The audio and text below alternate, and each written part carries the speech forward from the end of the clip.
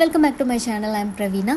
நம்ம வந்துட்டு work from ஹோமில் ஜென்யூன் ஒர்க் ஃப்ரம் ஹோமில் டெஸ்ட் ஓவர் மேஜராக எடுத்து பேசிகிட்ருக்கோம்.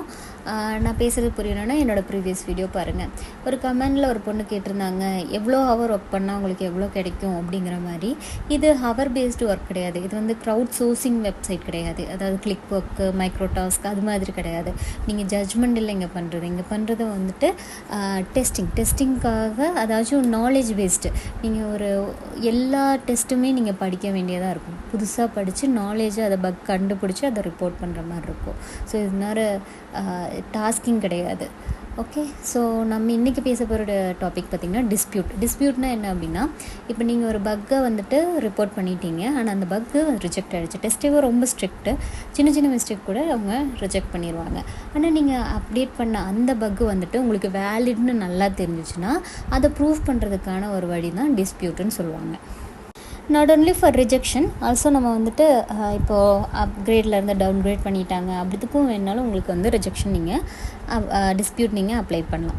டிஸ்பியூட் எப்படி அப்ளை பண்ணோம் அப்படின்னு கேட்டிங்கன்னா, இப்போ அதாச்சும் நீங்கள் பக்கோட டீட்டெயில் கொடுத்துருப்பீங்க. டிஸ்பியூட்டில் பக்கோட டீட்டெயில் கொடுக்க தேவையில்லை. அவங்க டிஎல் ரிஜெக்ட் பண்ண ரீசன் வந்துட்டு தப்பு, எதனால் தப்பு அப்படிங்கிறத மென்ஷன் பண்ணி நீங்கள் வந்துட்டு டிஸ்பியூட் சப்மிட் பண்ணலாம்.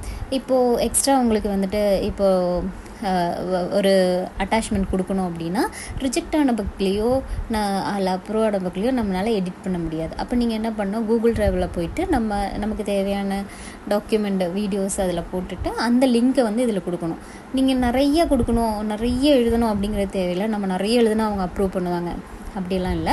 என்ன மேட்ரோ அதை அழகாக எழுதி என்ன அட்டாச்மெண்ட் கொடுக்கணுமோ அந்த அட்டாச்மெண்ட்டை கூகுள் ட்ரைவில் அப்லோட் பண்ணி அந்த லிங்கை கொண்டு வந்துட்டு இங்கே கொடுத்துட்டிங்கன்னா டிஸ்பியூட்டுங்கிறது வந்துட்டு அதே டிஎல்க்கு போகாது. டிஎல்க்கு அதுக்கப்புறம் அந்த பக்கில் எந்த சேஞ்சஸும் பண்ண முடியாது. டிஸ்பியூட் வந்து வேறு டீம் லீடருக்கு போயிடும். டீம் லீடர்ஸ் கிடையாது, அவங்க டிஸ்பியூட்டுக்குனாகவே இருக்கிறவங்க, அவங்கக்கிட்ட இந்த டிஸ்பியூட் போயிடும். டிஸ்பியூட் போனதுக்கப்புறம் அவங்க இதை ஜட்ஜ் பண்ணுவாங்க.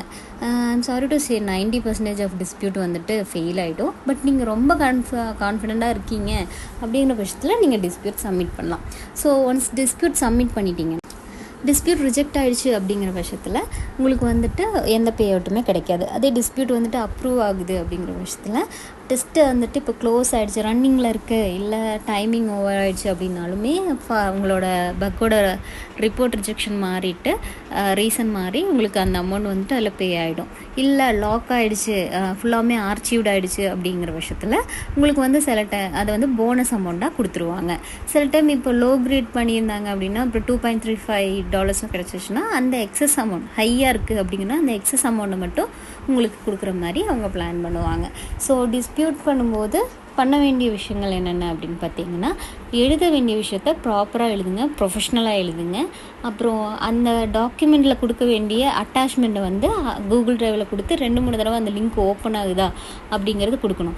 ஏன்னா நீங்கள் ஒரு தடவை டிஸ்பியூட் கொடுத்ததுக்கப்புறம் அந்த டிஸ்பியூட் மேனேஜர்னால உங்கள்கிட்ட இன்ஃபர்மேஷன் ரெக்வஸ்ட் கேட்க முடியாது, டிஎல் மாதிரி அவர்னால கேட்க முடியாது. ஸோ நீங்கள் என்னென்ன டீட்டெயில் கொடுக்கணுமோ அது எல்லாமே ஒரே ஸ்ட்ரைக்கில் கொடுக்கறதுக்கு பாருங்கள். ஓப்பன் டிஸ்பியூட் கொடுத்துட்டீங்க அப்படின்னா கொடுக்கறதுக்கு என்ன பண்ணோம் அப்படின்னா, இப்போ ரிஜெக்ட் ஆன பக்கில் பார்த்தீங்கன்னா கீழே ஓப்பன் டிஸ்பியூட் அப்படின்னு சொல்லிட்டு ஒரு ஆப்ஷன் இருக்கும்.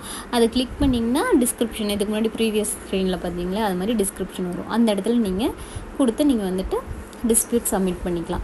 டிஸ்பியூட் சப்மிட் பண்ணும்போது இப்போ நீங்கள் ஒரு டெஸ்ட் கேஸுக்கே நமக்கு வந்துட்டு ஒரே ஒரு டிஸ்பியூட் தான் சப்மிட் பண்ண முடியும். இப்போ நீங்கள் 10 பக் கொடுக்குறீங்கன்னா அதில் எது நீங்கள் வந்துட்டு வேலைன்னு நினைக்கிறீங்களோ ஒரு பக்குக்கு தான் உங்களுக்கு வந்து டிஸ்பியூட் கொடுக்க முடியும். டிஸ்பியூட் உங்களால் கொடுக்க முடியலை அப்படின்னா என்ன ரீசன்னா, இப்போ நீங்கள் வந்துட்டு ஒரு 10-15 டிஸ்பியூட் ஒரு மாதத்தில் கொடுத்துட்டிங்கன்னா அது எல்லா மாதம் 2ஆம் தேதியும் அவங்க செக் பண்ணுவாங்க. அதில் நீங்கள் கொடுத்த 10 டிஸ்பியூட்டில் 6 டிஸ்பியூட்டுக்கு கீழே தான் வந்துட்டு உங்களுக்கு அப்ரூவ் ஆகிருக்கு அப்படின்னா உங்களை வந்து ஒரு மாதம் டிஸ்பியூட் லாக் போட்டுருவாங்க. அப்போ நீங்கள் அந்த அடுத்த ஒரு மாதத்துக்கு எந்த டிஸ்பியூட்டுமே பண்ண முடியாது. ஸோ டிஸ்பியூட் கொடுக்கும்போது 1-4 தடவை யோசித்து கொடுக்க வேண்டாம்னு சொல்ல மாட்டேன். நீங்கள் ரொம்ப ஷியோராக இருந்தீங்க அப்படிங்கிற பட்சத்தில் உங்களுக்கு கொடுக்கலாம். வேறு டிஸ்பியூட்டில் இதுதான் டீட்டெயில்ஸு. இது தவிர வேறு பெருசாக எதுவும் இல்லை. ஸோ வேறு ஏதாவது டீட்டெயில்ஸ் வேணும்னா கேளுங்க, I will assist you. Thank you.